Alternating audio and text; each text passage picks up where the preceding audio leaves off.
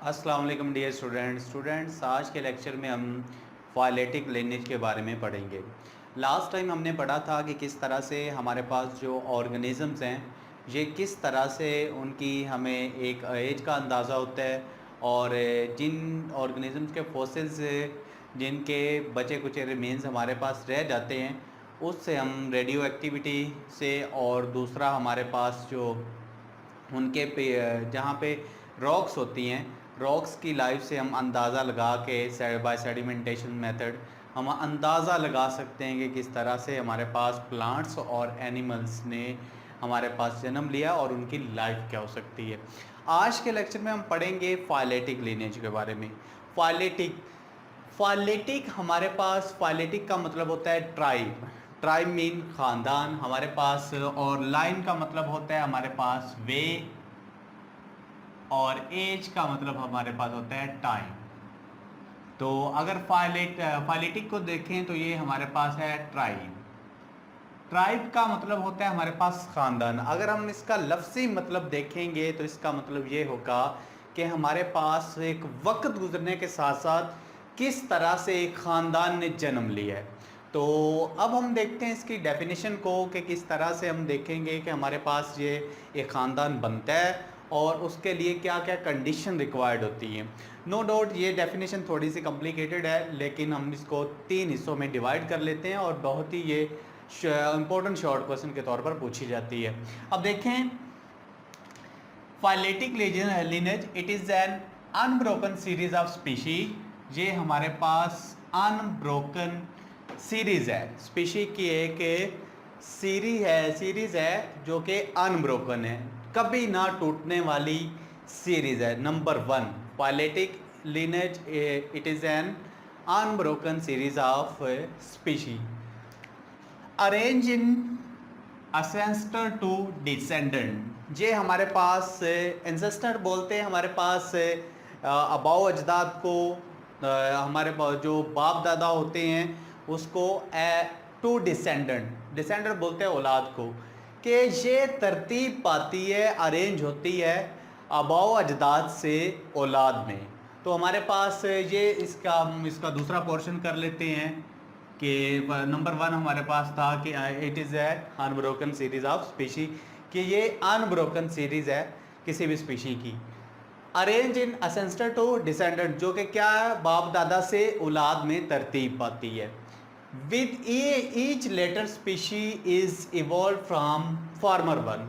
जो बाद में स्पीशी आती है, जो नंबर 3 पोर्शन है इस डेफिनेशन का, विद ईच लेटर स्पीशी, हर बाद में आने वाली species is evolve from former one, उसने जन्म लिया है, वो इवॉल्व हुई है पहली से। हमारे पास ये इस डेफिनेशन के 3 पोर्शन आ जाते हैं। सबसे पहला पोर्शन ये है कि it is an unbroken series of species, के कभी ना टूटने वाली ये क्या है, एक सीरीज है स्पीशी की। दूसरा ये क्या है कि ये बाप दादा से औलाद में तरतीब पाती है। और थर्ड जो इसका पोर्शन ये है कि हर बाद में आने वाली स्पीशी पहले वाली से क्या लेती है, वो जन्म लेती है, उससे इवॉल्व होती है। अब हम इसको एक्सप्लेन करते हैं बाय सम डायग्राम। अब देखें, हमारे पास सपोज कर लें कि ये हमारे पास एक इंसानों की स्पीशी है। अब देखें, अगर हम अंदाज़ा लगाना चाहें कि किस तरह से ये इसने जन्म लिया होगा, किस तरह से बाप दादा से, उनके अबाव अजदाद से किस तरह से इंसान ने जन्म लिया होगा, तो हमें क्या करना पड़ेगा, सबसे पहले इनके कॉमन असेंस्टर की तरफ जाना होगा। ये एक इंडिविजुअल था, इसने क्या किया है, इसने आगे ये फर्दर जितने भी इंडिविजुअल आ रहे हैं, इससे मज़ीद क्या बने हैं, ख़ानदान बने हैं। हर एक इंडिविजुअल एक नया ख़ानदान बना सकते हैं। अब देखिए, हमारे पास ये एक यहाँ से ये लाइफ शुरू हुई है, और यहाँ पे आके क्या होता है, एक हम सपोज कर लेते हैं कि एक ख़ानदान क्या हो जाता है, ख़त्म हो जाता है, यानी कि एक कंप्लीट फैमिली, एक कंप्लीट ट्राइब बन जाता है। अब देखें, अब ये जो है, ये वाला ख़ानदान जो सबसे लेट में आया है, ये क्या करेगा, एक नए ख़ानदान को जन्म देगा। तो इस तरह से ये मामलात ऐसे चलते जाते हैं। और क्या होता है एट द एंड हम क्या पहुंचते हैं, हमें एक अंदाज़ा हो जाता है कि किस तरह से हमारे पास एक कॉमन एंसेस्टर से एक आगे उनकी औलाद पैदा हुई और आगे उनकी औलाद ने मज़ीद ख़ानदान बनाना शुरू कर दिया। आगे ये भी मज़ीद बना सकता है, ये भी मज़ीद बना सकता है। अब हम आते हैं हमारे पास जो डेफिनेशन है इसको समझना है। It is an unbroken series of species, हमारे पास ये कभी ना टूटने वाली क्या है, स्पीशी की सीरीज़ है। अब देखें फ़र्ज़ करें हम यहाँ से इसको ब्रेक कर देते हैं तो क्या हम अंदाज़ा लगा सकते हैं कि ये जो इंडिविजुअल हमारे पास आया है ये कहाँ से आया होगा। अगर ये ब्रेक कर जाती है हमारे पास तो ये क्या होगी, हमारे पास ये अंदाज़ा लगाना मुश्किल हो जाता है कि इस ऑर्गेनिज्म ने कहाँ से जन्म लिया है और उसका हम जो ख़ानदान ने वक्त के साथ साथ किस तरह से जन्म लिया अकॉर्डिंग टू फाइलेटिक लिनेज, ये हमें पता नहीं चलता। तो अब देखें अगर हमारे पास सपोज करें कि यहाँ से ये ब्रेक कर जाते हैं, यहाँ से हमें कोई पता नहीं चलता, यहाँ से कोई एक फ़र्द गायब हो जाता है तो अगले ख़ानदान, पहली बात तो ये है कि वो तो प्रोड्यूस ही नहीं करेगा। असेंस्टर टू डिसेंडेंट, ये हमेशा आबाओ अजदाद से औलाद में तरतीब पाती। अब देखें इसका पैटर्न इस तरह से नहीं है कि यहाँ से शुरू हुआ है इस ऑर्गेनिज्म से यहाँ गया है यहाँ गया है, ऐसा नहीं है, बल्कि हर ऑर्गेनिज्म ने इस ऑर्गेनिज्म को क्या दिया, जन्म दिया है। आगे इसने इसको फर्दर जाके बहुत सारे ख़ानदान बनते जाते हैं, लेकिन हमारे पास ये हमेशा क्या होती है, आबाओ अजदाद से औलाद में तरतीब पाती है। मतलब कि अगर यहाँ से हम फिर ख़त्म कर देते हैं, ये इंडिविजुअल ख़त्म हो जाता है या ये ख़त्म हो जाता है तो क्या होगा, ये बाद में आने वाली स्पीशीज तो एक कंसेप्ट ही पैदा नहीं हो सकता कि वो जन्म ले सके। तो ये हमेशा किस तरह से ये अरेंज पाती है, असेंस्टर टू डिसेंडर, ये कि मतलब कि पहले आबाओ अजदाद आएंगे, पहले बाप दादा आएंगे, बाद में औलाद आएगी। ऐसा नहीं हो सकता कि पहले औलाद आ जाए, तो ये तो एक कंसेप्ट ही बहुत गलत है। सबसे पहले क्या होगा कि उनके जो आबाओ अजदाद, दादा, फिर बाप, फिर आगे औलाद होती है। तो ये एक क्या है हमारे पास, ये इनकी तरतीब क्या है, हमेशा असेंस्टर टू डिसेंडेंट ये क्या लेती है, तरतीब पाती है।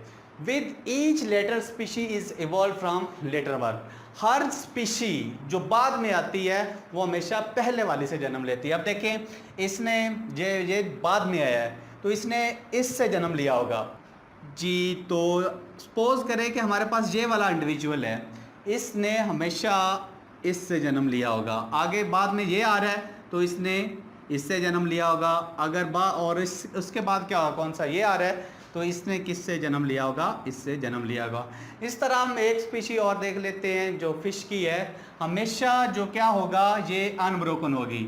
हम क्या लगा लेते हैं, एक लाइन लगा लेते हैं और ये लाइन शो करेगी कि ये क्या है, विदाउट एनी ब्रेक है। अब देखें phyletic lineage it is an unbroken series of species, ये क्या है, अनब्रोकन है। अगर यहाँ से कोई मेंबर गायब हो जाता है या मर जाता है तो अगले ख़ानदान का एक कंसेप्ट ही पैदा नहीं होता कि वो जन्म ले। अब देखें दूसरा जो पोर्शन है, अरेंज असेंस्टर टू डिसेंडेंट, ये हमेशा बाप दादा से औलाद में जन्म पाती है। सपोज करें कि ये क्या है, एसेंस्टर है और ये डिसेंडेंट है, तो ये हमें पता चल जाता है कि हमेशा आबाओ अजदाद से दूसरी औलाद जन्म लेती है। With each latter species evolve from former one, हमेशा जो बाद में आने वाली स्पीशी है वो किससे जन्म लेती है, पहले वाली से।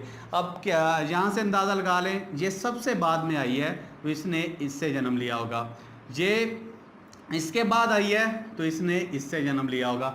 तो इस तरह से ये एक अनब्रोकन सीरीज ऑफ स्पीशी है। आई होप कि आपको समझ आ गया होगा। अब हम इस फाइलेटिक लिनेज से जो हमारे पास डिफरेंट स्पीशीज़ आती हैं ऑर्गेनिजम्स की, इसकी बायोडाइवर्सिटी का अंदाज़ा लगा सकते। बायोडाइवर्सिटी में हम दो चीज़ें पढ़ते हैं, एक तो ऑर्गेनिज्म की अक़साम को स्टडी करते हैं, दूसरा उनकी तादाद को स्टडी करते हैं।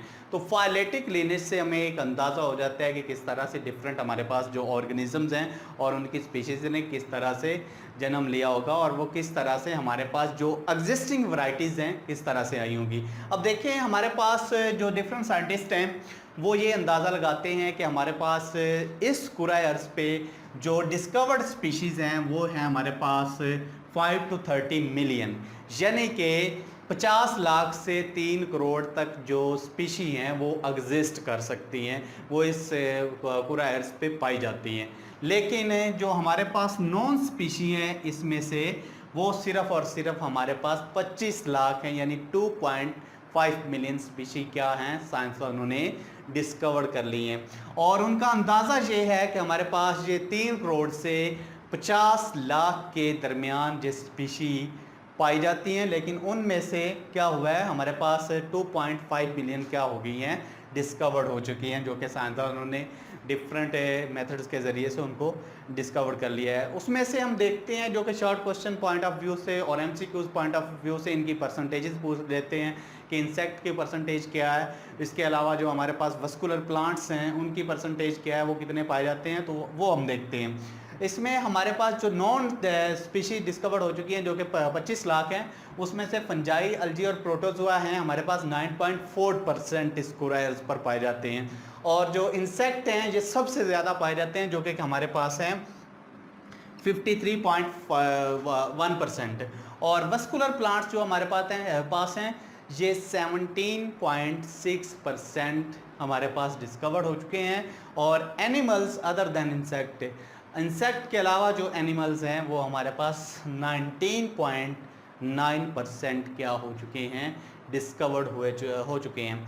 अब देखें ये सारी डिटेल हमें फाइलेटिक लिनेज से मिलती है, लेकिन यहाँ से भी कुछ इन्हें डिफरेंट जो हमारे पास साइंटिस्ट हैं इनको प्रॉब्लम पेश आते हैं। वो ये है कि अगर हमारे पास एक स्पीशी का हम अंदाज़ा लगाएं कि उसने किस तरह से जन्म लिया है, तो वो एट द एंड हमारे पास वो रिमोट पास्ट में जाके कॉमन एंसेस्टर पर उसका एहतमाम होगा। अब देखें अगर इसका हमने एक अंदाज़ा लगाने कि इसने किससे जन्म लिया होगा, तो ये सारी जितनी भी बाद में आने वाली है 1 2 3 4 और मज़ीद इनसे भी ख़ानदान बनेंगे, तो हम एक अंदाज़ा लगा सकते हैं कि इनका जो कॉमन एंसेस्टर है, जो कॉमन इनका नस्ब है, वो इस फिश से हुआ होगा। इस तरह जितनी भी इस दुनिया में स्पीशीज़ पाई जाती हैं हम, वो अगर ये हमारे पास अनब्रोकन सीरीज़ हो तो हम अंदाज़ा लगा सकते हैं कि एक कॉमन एंसेस्टर था जिससे बाकी आने वाले ख़ानदानों ने क्या लिया है, जन्म लिया है।